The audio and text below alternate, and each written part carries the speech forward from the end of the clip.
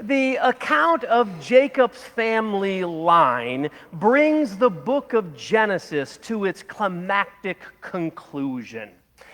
We are getting close to the conclusion of our summer series following Abraham, the patriarch, all the way through to now Joseph and his story. Throughout the last 14 chapters of Genesis, we see God moving to fulfill the promises he first made with Abraham. The covenant to multiply his offspring, to give them a land that would be their own, and then to bless all the earth through them. Here, as we're reading these final chapters, we're seeing that the offspring and the nation theme escalates significantly in this account. We start this part of Genesis with 12 sons, and by the end of it, it will conclude with 70 in the descendants. These numbers 12 and 70 are giving us a microcosm of what the nations of perfection will look like. And so we're seeing God and his covenant come into its fulfillment in this story, leading us to see how it will gain even more fulfillment. But here, beginning in chapter 37, the text tells us the story of the transformation of Jacob's son under what we'll call providence. I use that word hoping that we've heard it before and we connect it to the grand story, the meta-narrative, the whole enchilada of what the Bible is telling us about God. That in his providence, in his protective care, in his guidance, in his control, all things are coming together in his purpose. And we're going to see very specifically a person, a character named Joseph in this story. But this account is far bigger than just Joseph himself. In fact, God is covenanting with all of the sons of Jacob. And, in essence, all of the children of men. Every woman, every man, every child. Somehow God is moving in his covenant to bless each and every one of us. Because he's keeping covenant through all of Jacob's children and all of us.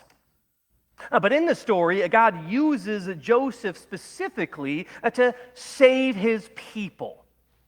We'll see later next week about how he saves them physically, that they get food after this famine, but also spiritually separating them from the line of the Canaanites, giving them a place to prosper. But ultimately, he's also teaching all of these children, and hopefully all of us, his children now, to love one another. Because in just a few moments, we're going to hear that that is not what's being described in this family, and maybe following what's happening in the family of humanity now. We can see and hopefully see the movement of God's providence directing his covenant family, his blessed ones, his followers, to see this unfolding story of God moving in the midst of time and history. In this story of Joseph, it is interesting that we don't actually get angelic or miraculous intervention.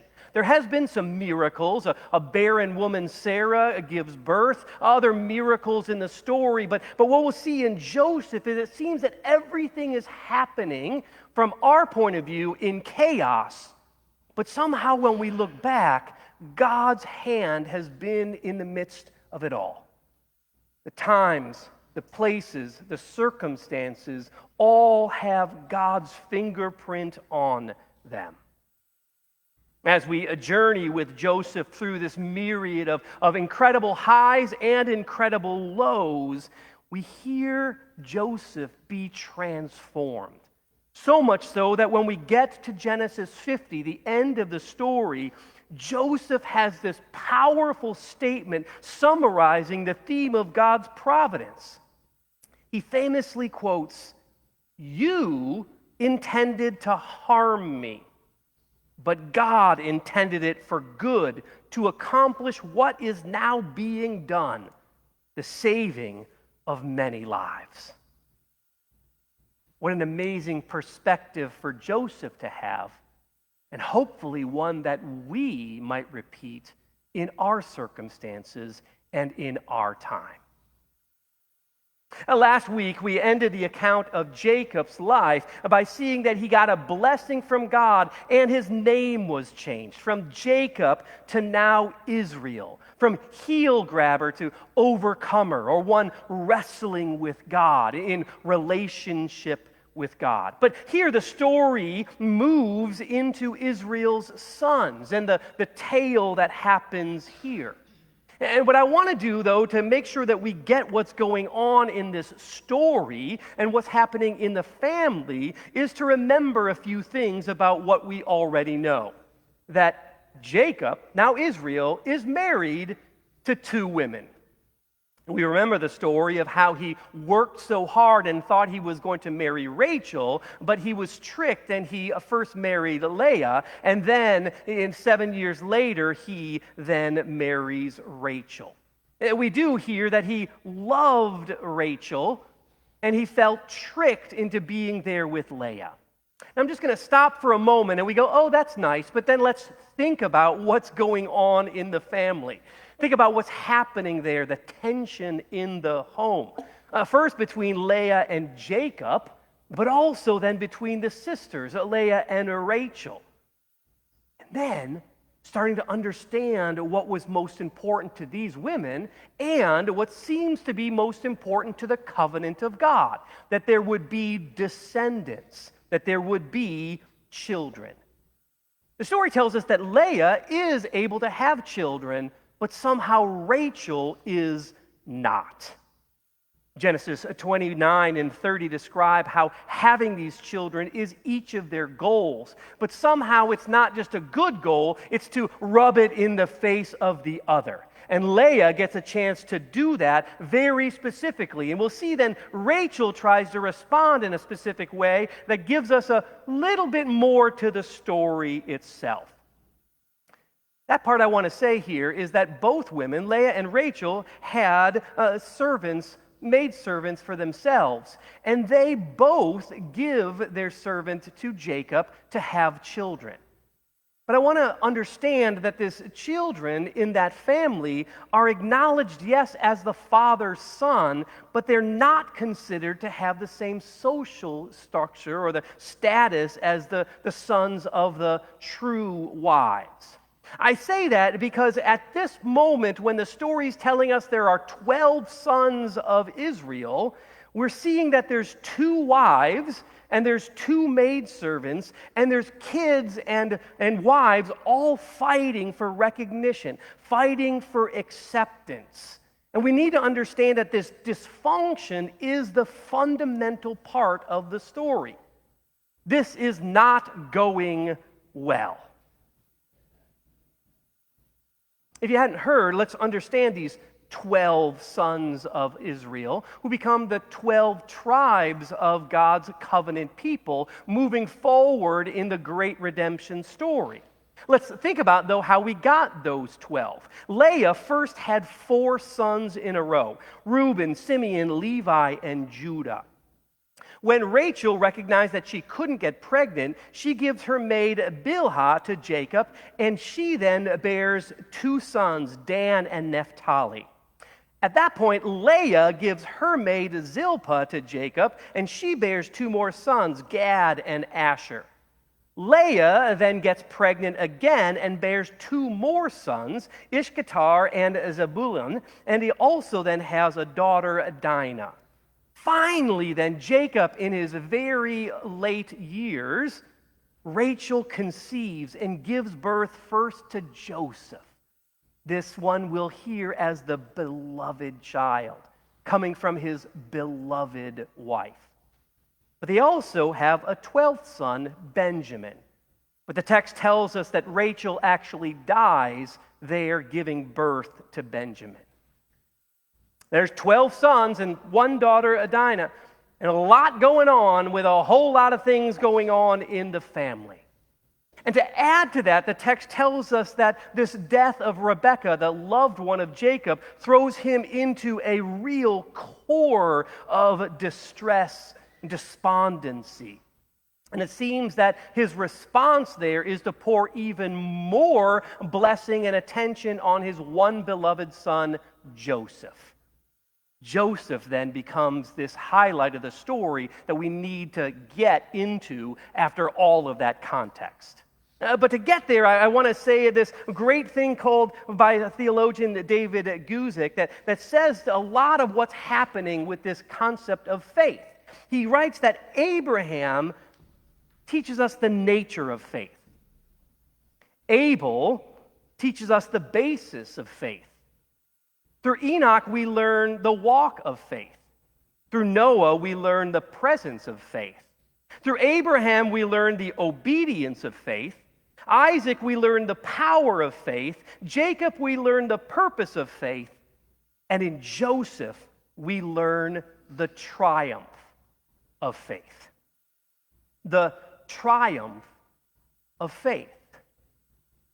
Now, to get there, we're going to see Joseph go through some dramatic transformation. But let's keep that in mind, that triumph through God's providence is what's coming about. For Joseph and what God wants us to know for all of us, his beloved children. Oh, beloved, that is Joseph, the very favorite of Jacob. A father makes it known to everybody who he can tell. And he does it through very specific giftings of like that multicolored robe that's so famous, but also other privileges. It's amazing how much Joseph is given by his father Jacob, to the exclusion of these others who are trying to find their own way and their own sense of status and stability. And in the midst of that, Joseph then has these two specific dreams foretelling that he is going to rule over all of them. And not only that, but each of them, including mom and dad, will bow down to him. Just think about how the family dynamics are going in the midst of all that's happening. And then we're told this great little story that when Joseph was 17, he goes back to dad and he does this little tattletale. He says that they're doing bad things out there, but the Hebrew word there is evil things, implying that there's motivation behind it. It wasn't just a mistake. Somehow they're bad people. Of course, then, we see that this all comes together, that the brothers despise Joseph.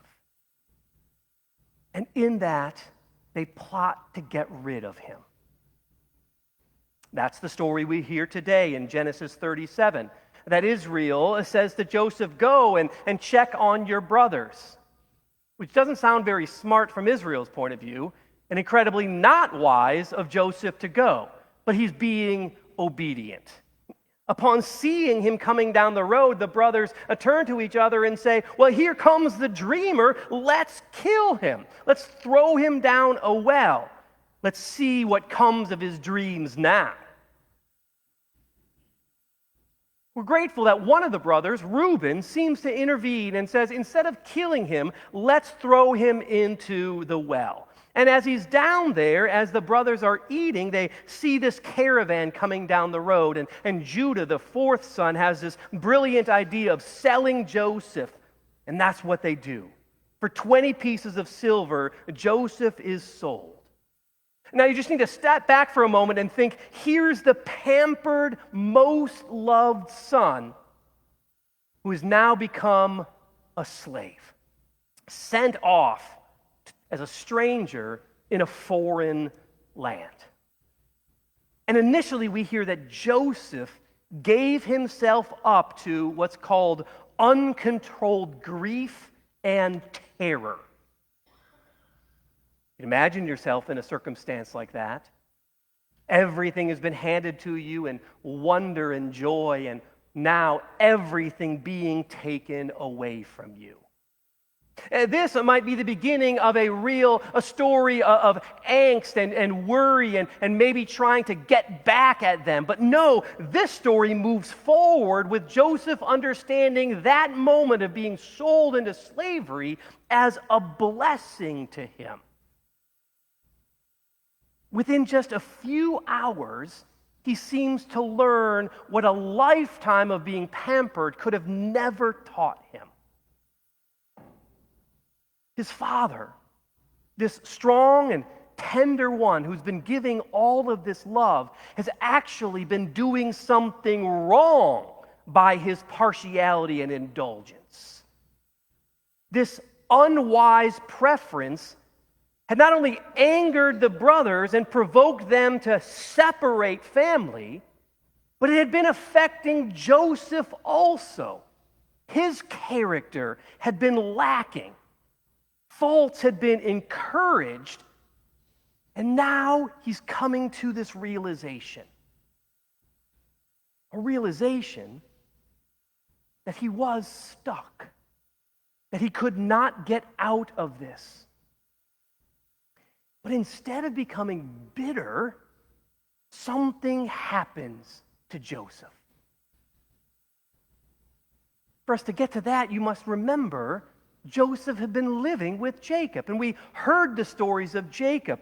We heard how he, the father, who's been pouring extra time into Joseph, must have also been telling the story of his own journey, of his own childhood, being in a conflict with his older brother, the way that he had been cheated and he cheated others. How he had been seeing now a vision of God, a God who came and brought this exiled fugitive back into relationship. Jacob must have told Joseph the great story of how God had sent an angel to wrestle with him, to instruct him, to comfort him, to protect him. Thinking about all the ways that Jacob's life showed God's providence, bringing in a redeemer. All of these precious lessons vividly now coming back to Joseph's mind. In this most horrific of circumstance, he responds in belief, in joy, saying, God, I am dedicated to you. It's almost as if in the worst circumstance, Joseph is thrilled with God's goodness and love, all because he has promised his covenant to his people. And the God who has been faithful to this moment will continue to be faithful to him in his moment. His soul is thrilled with saying, how can I throw myself on God in every single moment? I love this from the author Ellen White. She writes, Joseph would serve the Lord with an undivided heart. He would meet the trials of his lot with fortitude and perform every duty with fidelity. One day's experience, what we might have considered the worst experience of his life, had been the turning point in Joseph's life. Its terrible calamity had transformed him from a petted child to a man, thoughtful, courageous, and self-possessed. Oh, that someone would say that of me, of you, of any of us. That we would move from a petted child to a person who's thoughtful, courageous, and self-possessed, is that my identity is one and only in the Lord himself. I know this to the core of my being, and I will live every moment, in every circumstance, in that identity. Joseph's life would not be what he initially expected it to be. And those dreams of a glorious future, we know will come about, but in his circumstances has no idea of what God will be doing. But in those moments, he chose to say, "Here I am, Lord." And that fidelity saves his brothers, saves the nation, and is part of the story that is our salvation. That's what the Lord is inviting us to do, to also have undivided hearts, to have true fidelity to God in every circumstance. Oh, that you and I would be called faithful. Amen.